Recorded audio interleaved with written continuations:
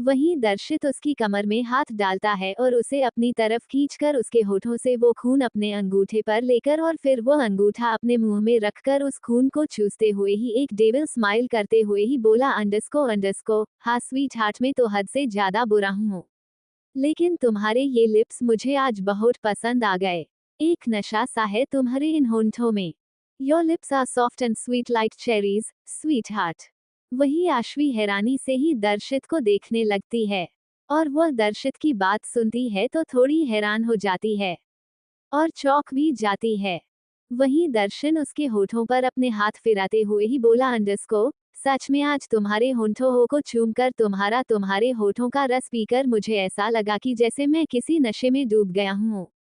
मुझे ये रोज चाहिए है, तुम्हारे इन होठों का रस पीना है हर रोज।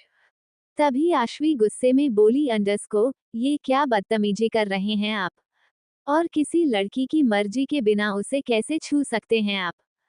वही तभी दर्शित उसकी की बात सुनकर उसकी की कमर को कस के पकड़कर उसे अपने बेहद करीब करते हुए ही बोला, अंडरस्को जैसे तुम मेरी मर्जी के बिना मुझसे दूर भागने की कोशिश कर सकती हो, वैसे ही मैं तुम्हें बिना पूछे तुम्हारे बिना मर्जी के मैं तुम्हारे करीब आ सकता हूँ, और यह हक मुझे मिल चुका है।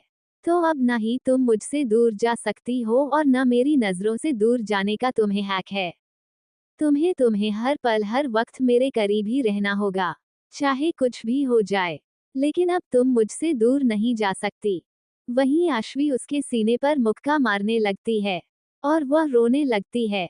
वहीं दर्शित उसे खींचकर उसे अपने गले से लगा लेता है।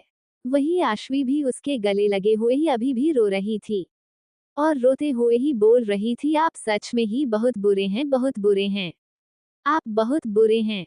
वहीं दर्शित उसे अपनी बाहों में जकड़े हुए ही उसके बालों में अपना चेहरा घुसा देता है और उसके बालों को स्मेल करने लगता है।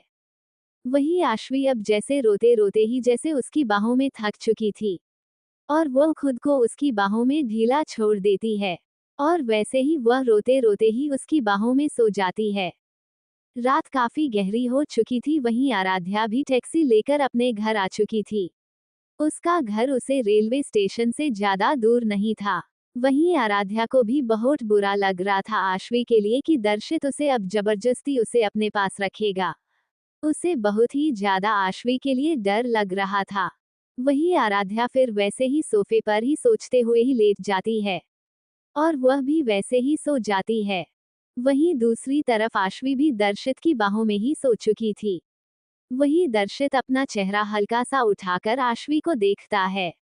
वही वो उसकी बाहों में वह मासूम सी नाजुक से कली जैसी लग रही थी और उसके उसके चेहरे पर आंसुओं के निशान थे। वहीं दर्शित उसके आंसुओं को पोंछते हुए ही उसे देखते हुए एक जुनून के साथ बोला, अंडरस्को स्वीट हार्ट, अब तुम मुझसे दूर नहीं जा सकती। अब तुम मेरे कैद में आ चुकी हो, तो तुम्हें मेरे साथ ही रहना होगा। इतना बोलते हुए ही वह आश्वी के बालों में अपने हाथ घुमाने लगता है और उसके बालों से खेलने लगता है। वहीं कुछ ही वक्त बाद कार आकर एक बड़े से बंगले के अंदर इंटर होती है और उसे बंगले के ऊपर बड़े से अक्षरों में लिखा हुआ था, अंडरस्को अंडरस्को अंडरस्को दर्शित विलर्स अंडरस्को अंडरस्को अंडरस्को। सारी कार्स आकर घर के मेन गेट पे रुकती है। तभी एक बॉडीगार्ड पीछे के काका दरवाजा खोलता है। वही दर्शित एक नजर आश्वी को देखता है, फिर उसे एक गुड़िया की तरह अपनी बाहों में उठाते हुए ही उसे लेकर कार से बाहर निकलता है। वही सारे बॉडीगार्ड बाहर निकल चुके थे और वो सब अपने अपने पोजीशन में आकर खड़े हो चुके थे। वहीं पर दर्शित ने असविला की रखवाली के लिए भी वहां पर एक्स्ट्रा बॉडीगार्ड रखे थे, जो उसे विला के आसपास उसकी सुरक्षा के लिए थे। दर्शित आश्वी को उठाकर अपनी बाहों में उठाकर ही उसे घर के अंदर ले जाता है। वही तभी हॉल में सनाया बैठी हुई थी। वही सनाया जब आश्वी और दर्शित को ऐसे देखती है तो वो हैरान हो जाती है और वो हैरानी से खड़े होते हुए ही दर्शन को देखने लगती है। वहीं दर्शित ने रास्ते में ही सनाया को मैसेज कर दिया था कि वह दर्शित विला जाए और वहां पर 2-3 लोगों का खाना भी बना दे। वही सनाया जब दर्शित की बाहों में आश्वी को देखती है तो वो हैरान हो जाती है, लेकिन अब उसे समझ आ चुका था कि उसे दर्शित खाना बनाने को क्यों बोला था। वही सनाया आगे बढ़ते हुए ही बोली, अंडरस्को इसे क्या हुआ है। तभी दर्शित सनाया को देखते हुए ही कहा अंडरस्को, कुछ नहीं बस सो चुकी है। इतना बोलकर वह आश्वी को लेकर ही सोफे पर आ जाता है और आश्वी को हल्के से सोफे पर लेट देता है। वही आश्वी गहरी नींद में सो रही थी, वहीं अब रात गहरी हो चुकी थी। वही सनाया उसे हैरानी से देखते हुए ही बोली, अंडरस्को तारांकन, इसे आज क्यों लेकर आए हो? इसमें तुमने कहा था कि तुम इसे कल लेने जाओगे और ये कल तुम्हारे साथ आएगी, लेकिन आज क्यों इसे लेकर आ गए? तुमने जबरदस्ती की इसके साथ यहाँ उसे लाने के लिए। तभी दर्शित सनाया को देखते हुए ही बोला, अंडरस्को तो क्या करता, इसको जाने देता अपने से दूर। मैंने मना किया था, लेकिन इसे फिर भी मेरी बात नहीं मानी। ये मुझसे दूर जा रही थी, इस शहर से दूर, तो इसे ऐसे कैसे दूर जाने देता? तभी सनाया बोली, अंडरस्को भागने की कोशिश की है, मतलब ये कहीं जा रही थी। तभी सनाया का सवाल सुनते ही दर्शित एक डेविल स्माइल करते हुए ही बोला, अंडरस्को तारांकन, मुझे पता तो पहले से ही था। जब कॉलेज में इसकी दोस्त ने मना किया था कि मैं इसे अपने साथ नहीं ले जा सकता, तभी यह मुझे पता था कि ये दोनों कुछ ना कुछ तो करेगी। लेकिन मैंने फिर भी इन दोनों को एक मौका दिया था कि ये दोनों मुझे धोखा ना दे, क्योंकि इन्हें अंदाजा तो है नहीं मेरी पावर का, मेरे गुस्से का। लेकिन फिर भी मैंने एक मौका दिया था, लेकिन ये दोनों नहीं मानी और इसकी दोस्त ने उसे भगाने की कोशिश की। लेकिन मैं इसे अपने से दूर नहीं जाने देना सकता था, इसलिए इसे लेकर यहाँ आ गया। तभी सनाया बोली, अंडरस्को लेकिन चलो ठीक है, मान लिया कि आश्वी ने गलती की, उसकी दोस्त ने गलती की, दोनों की ही गलती है, लेकिन देखो तुम इसके साथ कुछ भी गलत नहीं करोगे और ना ही इस दर्द दोगे। इतना सुनते ही दर्शित उसे गुर्न लगता है और वह बोला, अंडरस्को मुझे इसके साथ क्या करना है और क्या नहीं, यह मैं अपने तरीके से सब कुछ संभाल लूंगा। तुम खाना टेबल पर लगाओ। तभी सनाया बोली, अंडरस्को देखो, अगर तुमने इसके साथ कुछ किया या फिर कुछ गलत करने की कोशिश की तो मैं बोल रही हूँ, मैं भी तुमसे बगावत करने पर उतर आऊंगी।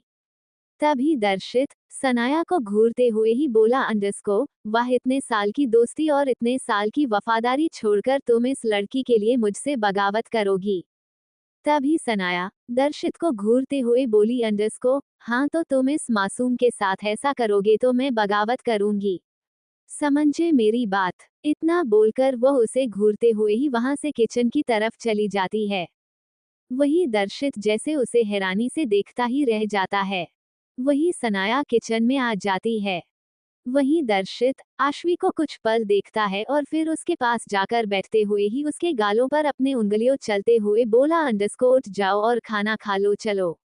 मुझे पता है तुमने शायद रात को खाना नहीं खाया होगा, चलो उठ जाओ और खाना खा लो।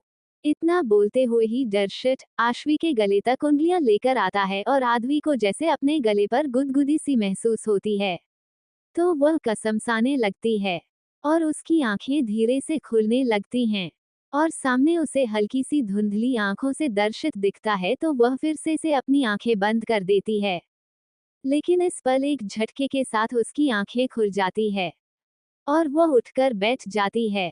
तभी दर्शित यूज देखते हुए ही बोला, अंडरस्को तारांकन, डर गई क्या तुम मुझसे? वही आश्वी सोफे पर पीछे खिसकते हुए ही बोली, अंडरस्को आप यह मुझे कहाँ पर ले आए हैं? इतना बोलते हुए ही वह उसे बंगले को देखने लगती है। तभी दर्शित उसके करीब जाकर उसके चेहरे को अपने हाथों में लेते हुए ही बोला, अंडरस्को डरो मत, यह अब से हम दोनों का घर है, ये मेरा विला है, यहाँ पर अभी अभी तो कोई नहीं रहता है, अभी तुम्हें मैं फिलहाल के लिए यहाँ पर ही रहना है। तभी आश्वी उसको देखते हुए बोली, अंडरस्को मुझे यहाँ पर नहीं रहना, प्लीज मुझे अपने घर जाने दीजिए, मुझे यहाँ पर नहीं रहना। तभी दर्शित उसे देखते हुए ही थोड़े रूड आवाज में से बोला, अंडरस्को मैंने बोला ना लिटिल रैबिट, तुम अब से मुझे कोई भी बात के लिए मना नहीं करोगी, मतलब नहीं करोगे और ना ही यहाँ से भागने की कोशिश करोगे, वरना तुम मेरे गुस्से को जानती ही हो। इतना बोलते हुए वह उसे घूरने लगता है। वही आश्वी डरते हुए ही अपनी आंखों में आई नमी को पूछते हुए ही बोली, अंडरस्को मुझे मुझे मुझे मुझे यहाँ नहीं रहना। लेकिन तभी उन दोनों के कानों में सनाया की आवाज आई, चलो दोनों आ जाओ, खाना लग चुका है। वही किसी लड़की की आवाज सुनकर आश्वी हैरानी से उसी तरफ देखती है जहां पर सनाया खड़ी थी। और सनाया को देखकर आश्वी भी जल्दी से खड़ी होती है और वह दर्शित का हाथ झटकते हुए ही भागते हुए ही सनाया के पास चली जाती है। और उसके पीछे छुपते हुए ही बोली, अंडरस्को प्लीज प्लीज इसे बचा लीजिए, मुझे इसके साथ नहीं रहना। फिर भी यह मुझे फोर्स करते हैं अपने साथ रहने के लिए। तभी सनाया हैरानी से पहले दर्शित को देखती है और फिर आश्वी को देखने लगती है। वही दर्शित गुस्से में ही आश्वी को देख रहा था। वही तभी सनाया एक पल के लिए दर्शित की आंखों को देखकर थोड़ी सी डर जाती है, लेकिन फिर वो आश्वी का हाथ पकड़कर उसे अपने पीछे से सामने करते हुए ही बोली, अंडरस्को देखो देखो आश्वी, तुम डरो मत, मैं तुम्हारे साथ यहीं पर ही हूँ, देखो तुम्हें डरने की कोई भी बात नहीं है। ये दर्शित इतना भी बुरा नहीं है जितना तुम इसे समझ रही हो। बस तुम इसके लिए कुछ खास हो, इसलिए ये तुम्हें अपने पास रखना चाहता है। तो प्लीज तुम इसे मना मत करो उसे कोई भी बात के लिए, और अच्छे से रहो इसके साथ।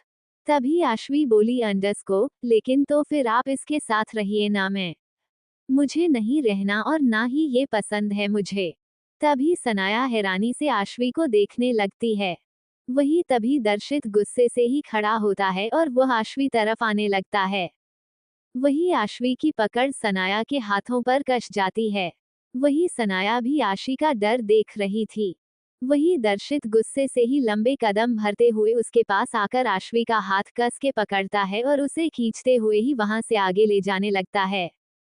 तभी सनाया उसे देखते हुए बोली, अंडरस्को दर्शित क्या कर रहे हो, उसे चोट लग जाएगी।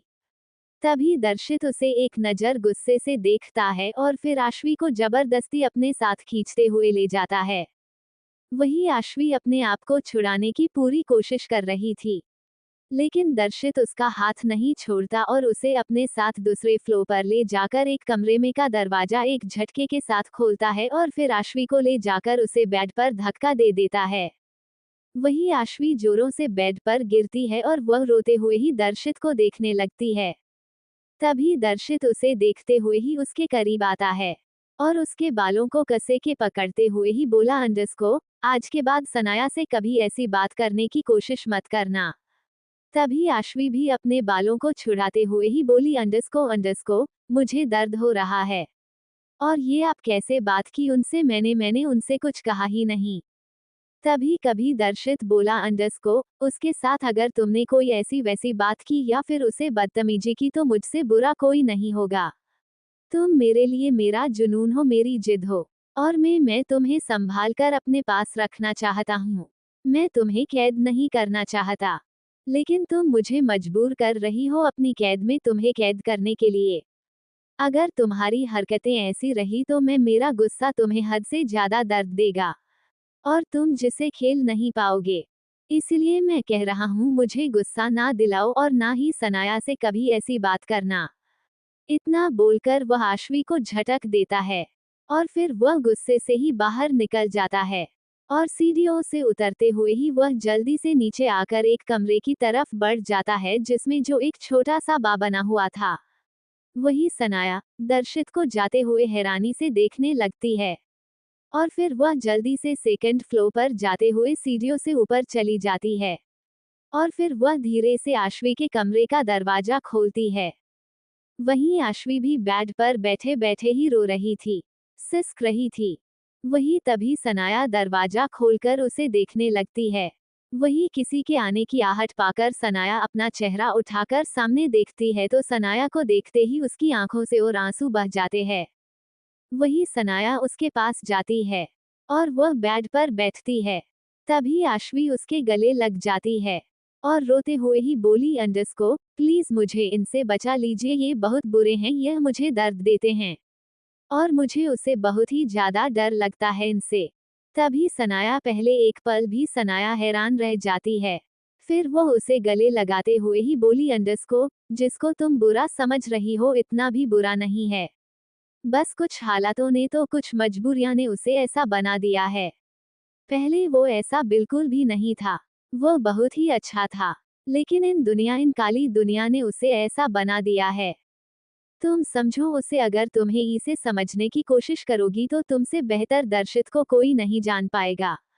लेकिन तुम्हें पहला कदम तो आग बढ़ाना ही होगा। वही आश्वी को तो कुछ समझ में ही नहीं आ रहा था।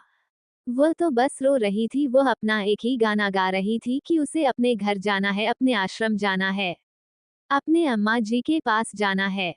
वही समाया उसे चुप करती हुए ही बोली, अंडस को, बस अब चुप हो जाओ, चलो नीचे खाना खाने के लिए, खाना खाकर फिर सो जाना। वहीं आश्वी मना करती है, उसे खाना नहीं खाना। तभी सनाया बोलिए, अंडस को, ऐसे नहीं करते, खाना खाकर सो जाओ चलो। तभी आश्वी बोली अंडस को, अभी नहीं, आप अभी रख दीजिए, आप वहां पर डाइनिंग टेबल ही पर ही रहने दीजिए। और मुझे भूख लगेगी रात को तो मैं उठकर खाना खा लूंगी। अभी मुझे भूख नहीं है। कभी सनाया उसके गालों पर से उसके आंसू पहुंचने हुए ही उसे पानी पिलाती है और फिर उसे शांत कराकर उसे कमर में छोड़कर वह वहां से बाहर निकालकर अपने कमरे में आ जाती है। वही सनाया के जाने के बाद फिर से आश्वी रोने लगती है। करीब 1 घंटा ऐसे ही बीत जाता है और अश्वी अभी भी सिसक रही थी। तभी उसके कमरे का दरवाजा धड़ाम से कोई खोलता है और आश्वी चौंक कर सामने देखती है। तो क्या होगा अब? क्या आश्वी इसे ही दर्शित की कैद में रहेगी? वो भागने की कोशिश करेगी? कौन आया था आश्वी के कमरे में? कौन था वो शख्स?